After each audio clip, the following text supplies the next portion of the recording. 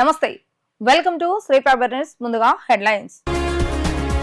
ప్రారంభమైన AP assembly సమావేశాలు, ఉభయ సభలను ఉద్దేశించి ప్రసంగించిన governor Abdul Nazir.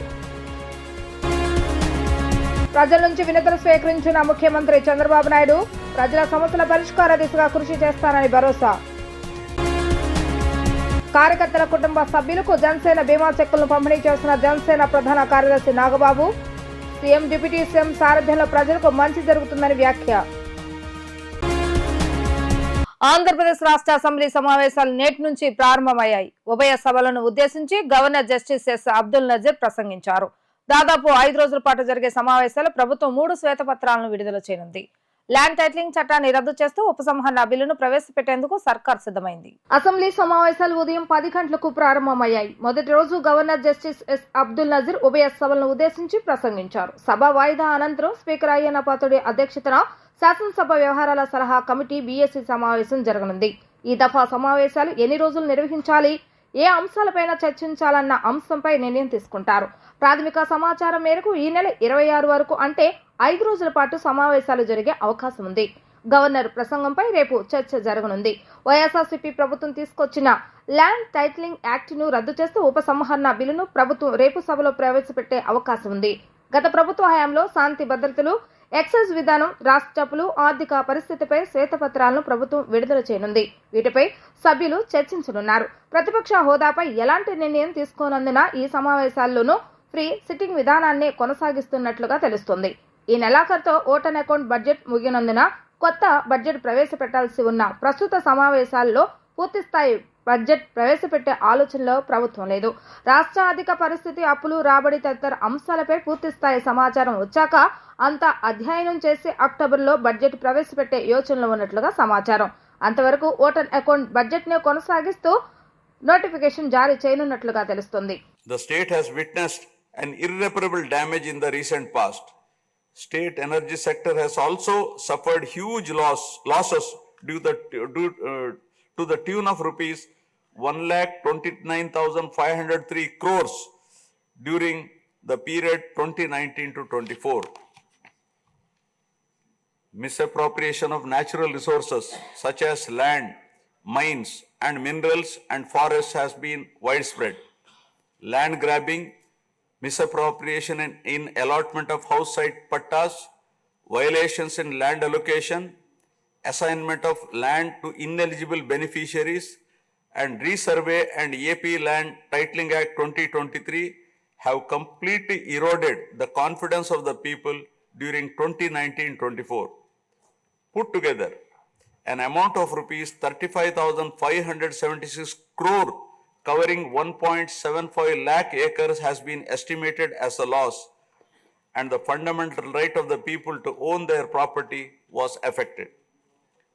Looting of sand and mineral wealth is another area that resulted in huge loss to the exchequer and involved corruption.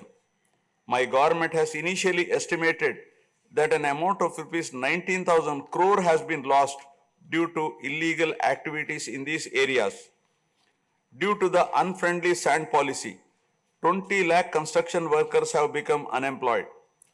Due to the inefficient, inappropriate policy making and laxity in enforcement during the periods 2019-24, a cumulative loss to the tune of 9,750 crore has been incurred in mineral revenue. Huge damage has been done to environment.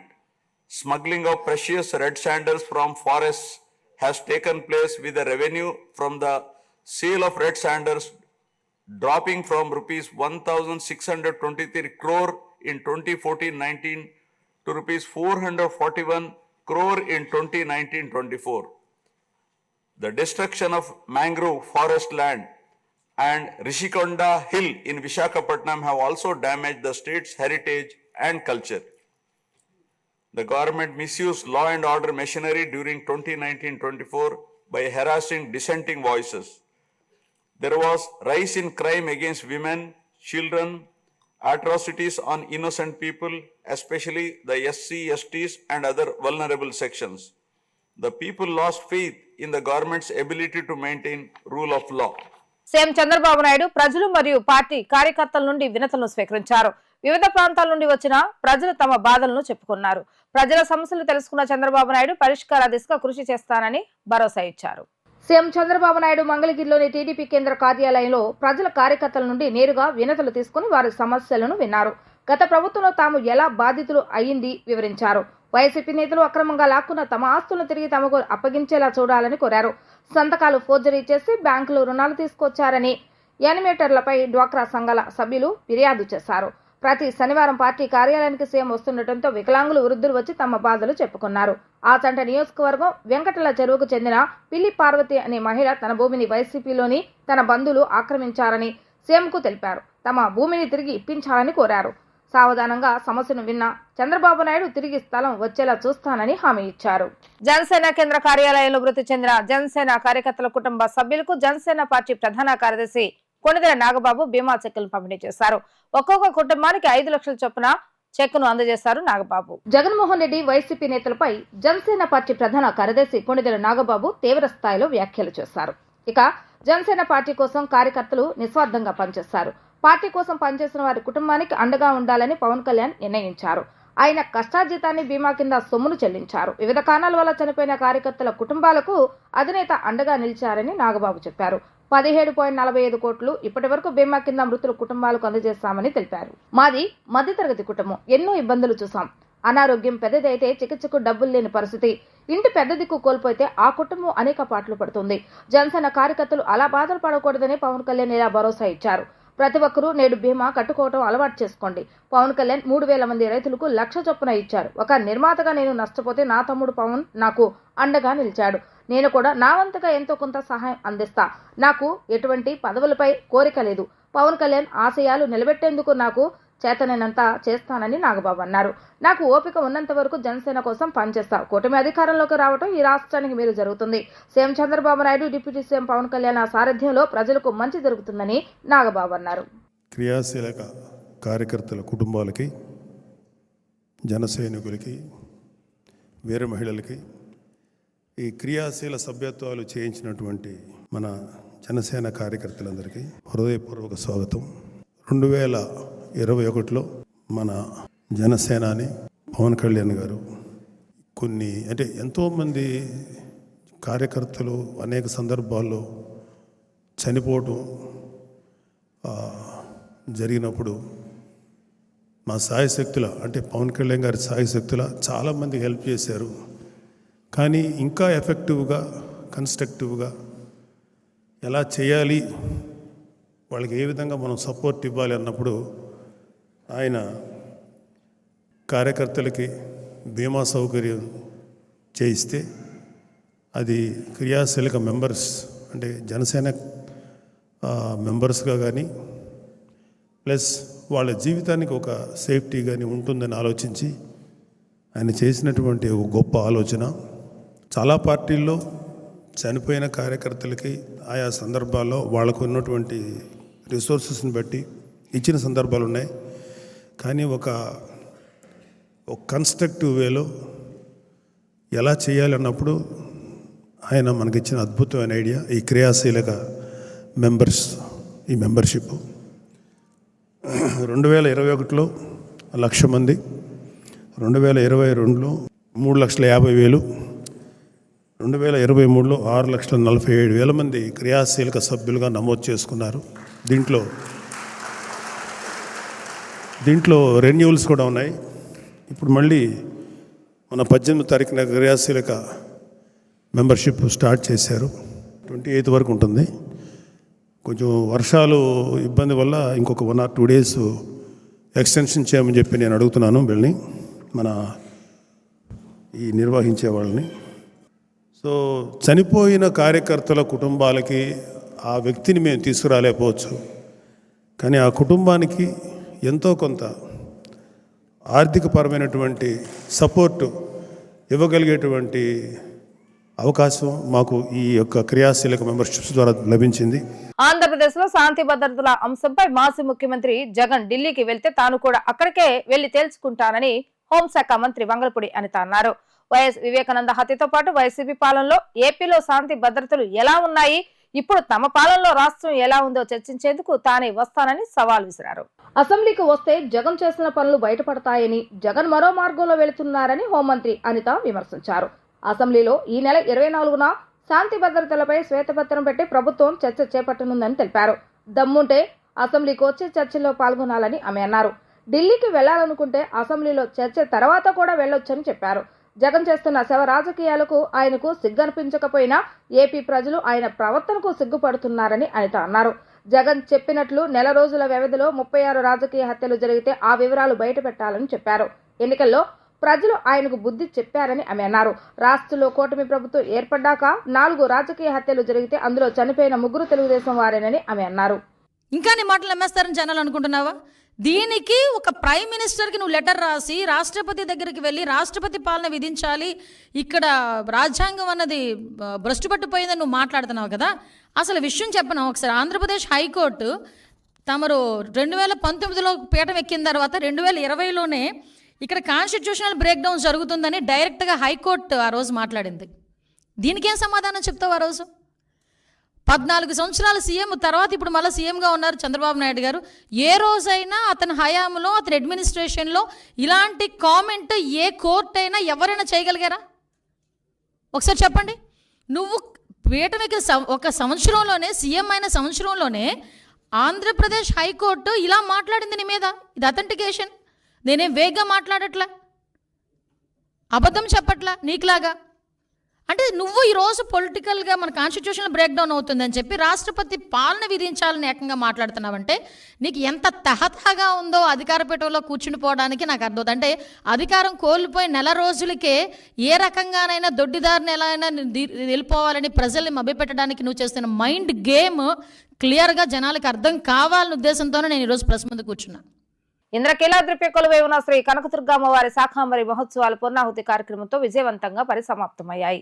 యాగశాలలో ఆలయ స్థానాచార్యులు Vishnubhatla Sivaprasad Sharma, దుర్గగుడి EO K S Ramarao దంపతుల చేత ప్రత్యేక పూజలను చేయించారు. అనంతరం వారి చేత హోమగుండంలో పూజా కార్యక్రమం సమర్పించి పూర్ణాహుతి కార్యక్రమాన్ని చేయించడంతో శాకాంబరి ఉత్సవాలు పరిసమాప్తం చేశారు.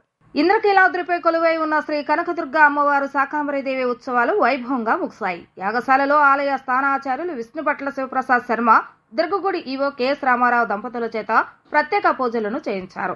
అనంతరం వారి చేత హోమగుండంలో పూజా కార్యక్రమాన్ని సమర్పించి పూర్ణాహుతి కార్యక్రమాన్ని చేయించడంతో శాకాంబరి ఉత్సవాలు పరిసమాప్తం చేశారు. రాష్ట్రంలో అన్ని పంటలు సకాలంలో పండాలని, రాష్ట్ర ప్రజలందరూ సుఖ సంతోషాలతో ఉండాలని, రాష్ట్రం మరింత అభివృద్ధి సాధించాలని ఈ ప్రత్యేక ఉత్సవాలను నిర్వహించడం జరిగిందని అన్నారు. భక్తులు, దాతలు ఈ ఉత్సవాలకు అవసరమైన కూరగాయలు, పండ్లు తదితర వాటిని స్వచ్ఛందంగా ఇవ్వడంతో ఈ మహోత్సవాలను విజయవంతంగా నిర్వహించినట్లుగా తెలిపారు.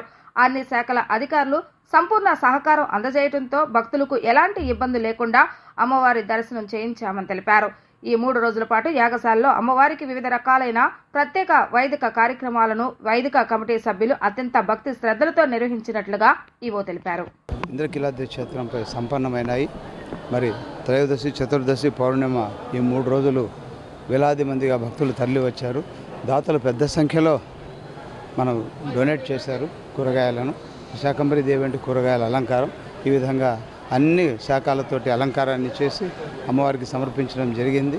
మరి అమ్మవారు అందరినీ పుష్టిగా చూడాలని, అందరినీ ఆరోగ్యవంతులను చేయాలని, క్షామం లేకుండా, కరువు కాటకాలు లేకుండా ప్రజలను కాపాడాలని. ప్రజలు అంటే అమ్మవారి యొక్క బిడ్డలు కాబట్టి ఇలా అమ్మవారు తన బిడ్డలందరినీ చల్లగా చూడాలని కోరుకోవడం ఈ కార్యక్రమంలోని అంతరార్థం. మరి వేలాది మందిగా ఇబ్బంది ఉన్న, వర్షం పడిన, ఘాట్ రోడ్లో ఇబ్బంది ఉన్న భక్తులు సహకరించి మెట్ల మార్గం ద్వారా, లిఫ్ట్ ద్వారా వచ్చి దర్శనం చేసుకుంటున్నారు. వారందరికీ ధన్యవాదాలు తెలియజేస్తూ సహకరించిన పోలీస్ డిపార్ట్మెంట్కు, సిబ్బందికి, అలాగే ప్రభుత్వానికి, మంత్రివర్యులు, కమిషనర్ గారు, ఎమ్మెల్యే గారు అందరూ తమ సూచనలు ఎప్పటికప్పుడు ఇస్తూ ప్రతిక్షణము వాచ్ చేస్తూ సహకరించినందుకు అందరికీ ధన్యవాదాలు తెలియజేస్తారు. ఎన్నికల సంగ్రామంలో కూటమి నాయకులు, కార్యకర్తలు తన వెన్నంటి ఉన్నారని, వారి కష్టానికి ఫలితమే తనకు లభించిన ఎమ్మెల్యే పదవి అని ఎమ్మెల్యే బొండా ఉమామేశ్వరరావు అన్నారు. తన విజయానికి కృషి చేసిన నాయకులు, కార్యకర్తలకు ఏమిచ్చినా రుణం తీర్చుకోలేనని ఆయన పేర్కొన్నారు.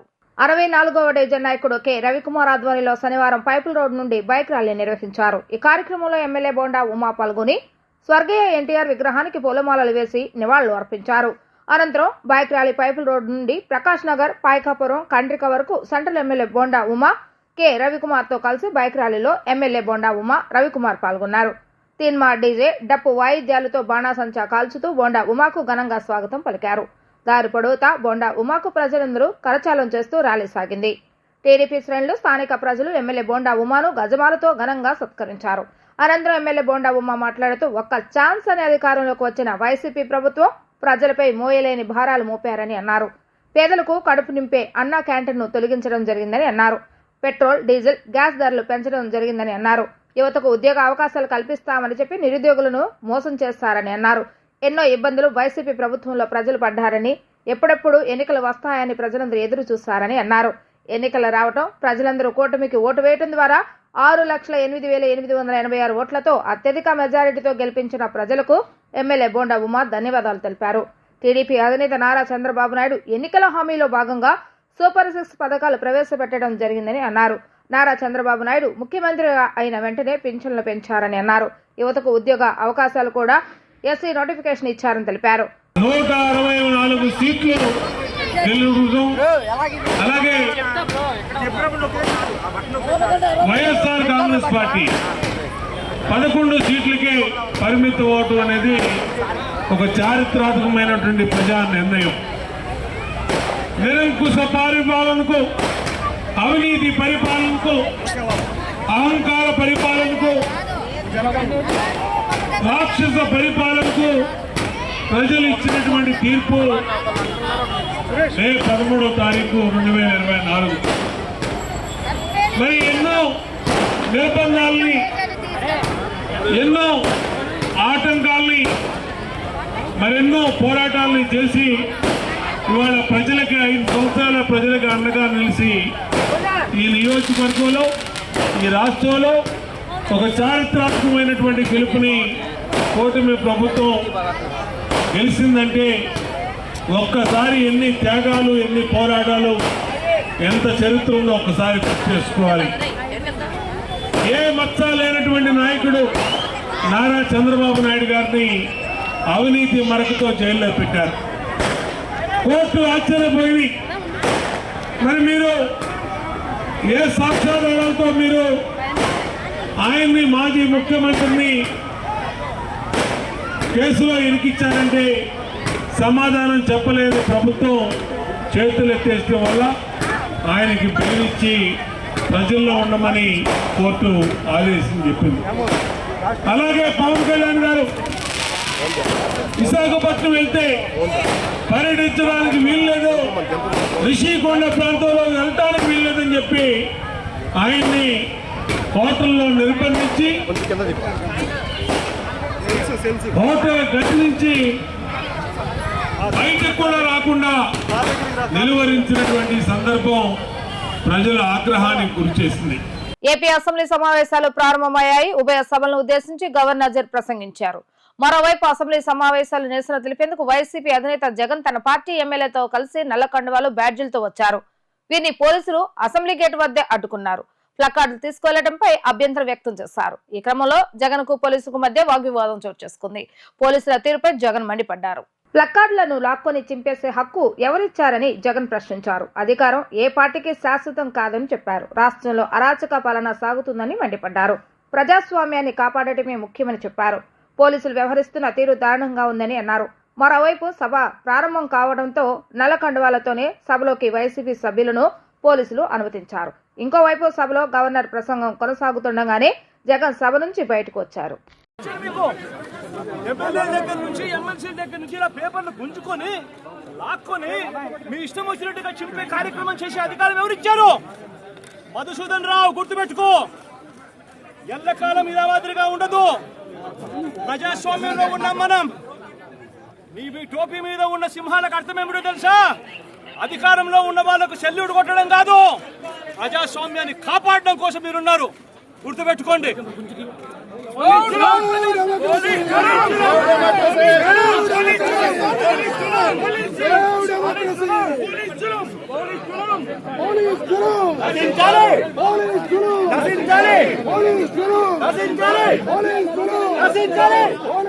గొప్ప మెజారిటీతో గెలిపించిన ప్రజలకు ధన్యవాదాలు తెలుపుతున్నారని విజయవాడ సెంట్రల్ నియోజకవర్గ ఎమ్మెల్యే బొండా ఉమామేశ్వరరావు అన్నారు.